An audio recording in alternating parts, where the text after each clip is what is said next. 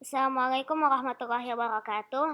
Nama saya Aiman Juwana dan hari ini aku akan mempresentasikan tentang Perang Gallipoli. Jadi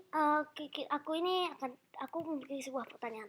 Apakah kamu tahu tentang kemenangan terbesar Central Powers pada Perang Dunia I? Karena kan pada Perang Dunia I ada dua kubu, yaitu Central Powers dan Allies. Nah, Allies ini yang jadi juara gitu. Jadi sering dibahas kemenangannya. Tapi kemenangan Central Powers, apakah kamu tahu? Kita lihat apa yang aku akan bahas dalam presentasi ini. Apa yang akan dibahas? Ya, aku akan membahas tentang awal mula Perang Gallipoli, puncak Perang Gallipoli, akhir dari Perang Gallipoli, efek dari Perang Gallipoli, lokasi di mana terjadinya Perang Gallipoli, dan kesimpulan yang kita dapat dari terjadinya Perang Gallipoli.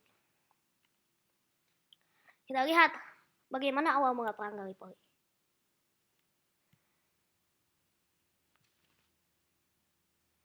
Awal mula Perang Gallipoli terjadi pada awal 1915. Pada waktu itu sudah mulai Perang Dunia I ya. Dan Sekutu membom sebuah benteng di Turki, sebuah benteng Turki tentunya ya, di Dardanelles, di Gallipoli. Gallipoli ini adalah sebuah peninsula di Turki. Kita akan membahas tentang peninsula itu nanti. Nah, lalu bagaimana reaksi orang-orang setelah Sekutu membom benteng di Turki di Dardanelles ini? Dan mengapa Sekutu melakukan ini? Ya karena mereka ingin membantu kawannya, yaitu Rusia, yang juga bagian dari Sekutu, yang berperang di front timur melawan Jerman. Jadi ya supaya Turki tidak bisa membantu orang Jerman dalam melawan Rusia di front timur. Nah, ANZAC yaitu Australia and New Zealand Army Corps ya, sebuah gabungan militer dari Australia dan Selandia Baru dan Britania Raya membuat sebuah rencana untuk menguasai Gallipoli. Dan tujuannya ini, yang pertama untuk membantu Rusia seperti tadi, dan yang kedua adalah untuk menguasai jalur laut Eropa dari Rusia. Jadi dari utara Rusia ke Eropa itu ada sebuah jalur laut, nah itu pengen dikuasai oleh Sekutu. Nah, Sekutu yaitu ya terutama ANZAC, yaitu yang tadi aku sudah jelaskan, dan Britania Raya. Nah, lalu pasukan ANZAC dan Britania Raya melancarkan serangan ke Teluk Dardanelles, dan ketika mereka melancarkan serangan ke Teluk Dardanelles, mulailah perang yang besar terjadi. Nah, lalu apa yang terjadi ketika Perang Gallipoli mencapai puncak-puncaknya ya? Jadi pada tanggal 25 April 1915 tepatnya, pasukan Turki Ottoman menghadang sebuah pasukan ANZAC yang besar. Jadi pasukan ANZAC dan Britania Raya itu membangun markas-markas di peninsula Gallipoli ya, di Gallipoli Peninsula. Dan perangnya itu terutama di kota dan perangnya itu menyerang ujung selatan Gallipoli Peninsula. Dan di ujung selatan Gallipoli Peninsula ada sebuah kota namanya Krithia. Nah, Krithia ini sebetulnya yang dijadikan sasarannya gitu ya. Nah, lalu pada Juni 1915, Inggris dan ANZAC menyerang pantai utara Gallipoli, namun direbut kembali. Jadi setelah mereka menyerang bagian selatan Gallipoli Peninsula, kota Krithia, dan berimbang, dan hasilnya berimbang, namun yang menguasainya Turki gitu. Pada Juni 1915, mereka melakukan serangan lagi ke pantai utara Gallipoli. Mereka berhasil menguasai sebuah cove atau sebuah pantai kecil untuk beberapa pekan, sekitaran 3 pekan, namun akhirnya setelah 3 pekan itu direbut kembali oleh pasukan Turki Ottoman. Lalu pada Agustus 1915, aliansi dari 1 markas Inggris dan 2 markas ANZAC berperang dengan pasukan dari 3 markas Ottoman di Krithia dan Gunung Maltepe. Jadi sebelumnya kota Krithia sudah pernah diserang, sekarang di Gunung Maltepe yang juga bagian utara. Dan nih lihat ada kata markas, ya memang ANZAC dan Inggris membangun markas-markas di Gallipoli khusus untuk rencana untuk merebut Gallipoli dari tangan Ottoman.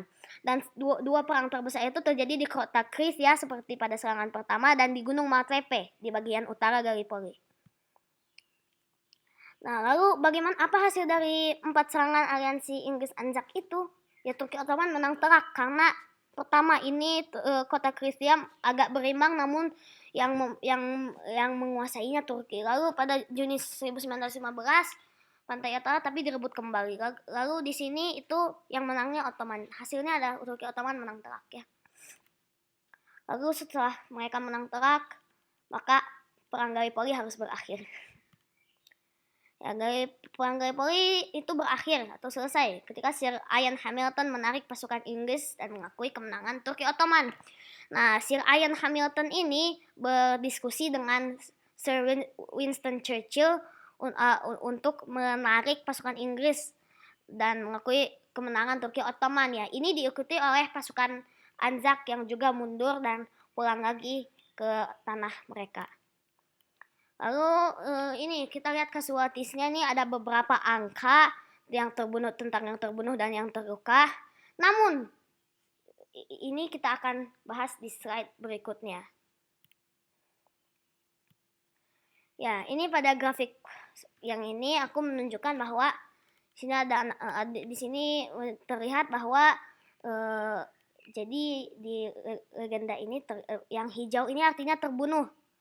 Dan yang terbunuh dari Britania Raya dan Anzak ini 100.000, sedangkan di Turki Ottoman hanya 10.000. Jadi hampir 1/10-nya. Lalu yang terluka dari Turki Ottoman yang merah ini artinya terluka, jumlahnya 46.000. Sedangkan dari Britania Raya dan Anzak ada 150.000. Yang biru ini itu artinya aman, berarti mereka tidak terluka ataupun terbunuh dari itu. Kenapa Britania Raya lebih banyak daripada Turki Ottoman, padahal Turki Ottoman yang menang? Karena pada awalnya pasukan Britania Raya dan Anzak itu jumlahnya 600.000 pasukannya, sedangkan Turki Ottoman pasukannya hanya 250.000 begitu. Lalu aku juga punya grafik satu lagi. Ini adalah sebuah grafik yang menunjukkan dari yang terbunuh dan yang terluka, baik dari ketiga pasukan yang ada, Britania Raya, Anzak, dan Turki. Ya, dan hasil yang paling besar dari semua casualtiesnya, total casualties dari kedua pihak adalah jumlah Anzak yang terluka, yaitu mencapai 33% dari semua casualties atau kecelakaan yang ada. Nah, ini adalah efek dari perang Gallipoli. Efeknya cukup banyak. Pertama, dia menguntungkan Jerman bagian dari Santa Claus untuk menginvasi Leningrad di Rusia. Ya, sebagaimana disebutkan di awal, salah satu tujuan perang Gallipoli adalah untuk menghadang, untuk menggagalkan rencana Jerman yang ingin menyerang Leningrad. Tapi karena Turki Ottoman menang, justru ini menguntungkan. Lalu ini mempertahankan Gallipoli dari serangan Anzak. Jadi Gallipoli tetap milik Turki, sebelumnya mau direbut oleh Anzak. Lalu membuang waktu dan sumber daya perang Allies. Ya, jelas banget karena ini memakan waktu yang cukup lama, dan sumber daya perang seperti senapan itu kan butuh mesiu, dan itu kan terbuang sia-sia, dan nyawa-nyawa juga banyak terbuang, waktu juga banyak terbuang, meskipun pada akhirnya nanti juga bakal menang. Dan ya, berapa lamanya ya? 11 bulan dari Februari 1915 sampai Januari 1916. Sangat lama karena dan itu ya jadi sangat melelahkan, baik jiwanya dan maupun tubuhnya, itu sangat melelahkan. Dan ini justru menggagalkan rencana Allies untuk mengeluarkan Turki dari Perang Dunia I. Jadi ya, Allies jadi salah satu tujuan Allies melakukan menyerang Gallipoli adalah untuk mengeluarkan Turki dari Perang Dunia I, karena dua negara utama yang berperan di Central Powers adalah Jerman dan Turki. Nah, Turki ini pengen dikeluarkan tapi gagal. Nah, ini lokasi perang Gallipoli. Jadi ini adalah sebuah peninsula atau artinya hampir pulau dalam bahasa Latin, atau semenanjung dalam bahasa Indonesia. Dan ini di serangan pertama pada Krisia di sini, yang merah ini berarti pernah dikuasai Anzak tapi direbut kembali. Lalu tadi menyerang kota Krisia, dan ya jadi yang kotak-kotak hijau dan biru dan Merah ini adalah markas yang merah punya Anzak, yang biru punya Britania Raya, dan yang hijau punya Ottoman. Dan ini serangan kedua terbesar terjadi di Gunung Maltepe di bagian utara peninsula, atau bagian yang menghubungkan peninsula dengan daratan utama yang biasa disebut juga isthmus. Kita lanjut ke slide berikutnya. Ini kesimpulan yang kita dapat. Pertama adalah kita tidak boleh gentar melawan musuh yang kuat meskipun kita sudah kewalahan, seperti Turki ya. Mereka menghadapi pasukan yang lebih dari 2 kali jumlah mereka, tapi mereka tidak gentar dan mereka malah memenangkan peperangan. Seperti perang Badar ya, 315 lawan 1000. Lalu kita tuh harus gigih berjihad di jalan Allah. Jelas sekali ini dapat kita pelajari dari bagaimana orang Turki berjuang, karena nggak ada ruginya kalau kita mati syahid, kalau kita menang itu anugerah dari Allah. Dan terakhir adalah kita harus mempertimbangkan segala hal ya, dan tidak boleh meremehkan musuh.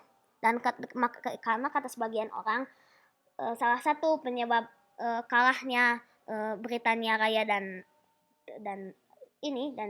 Anzak pada Perang Dunia I adalah karena mereka tidak menduga dan meremehkan kekuatan Turki Ottoman. Nah, yang gambar ini, yang di kanan ini adalah Shrine of Remembrance di Australia untuk mengenang Perang Gallipoli. Dan yang di kiri ini adalah monumen yang memang adanya di Gallipoli di Turki ya.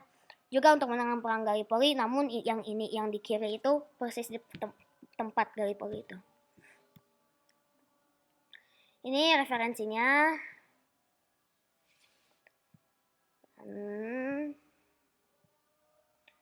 Terima kasih. Assalamualaikum warahmatullahi wabarakatuh.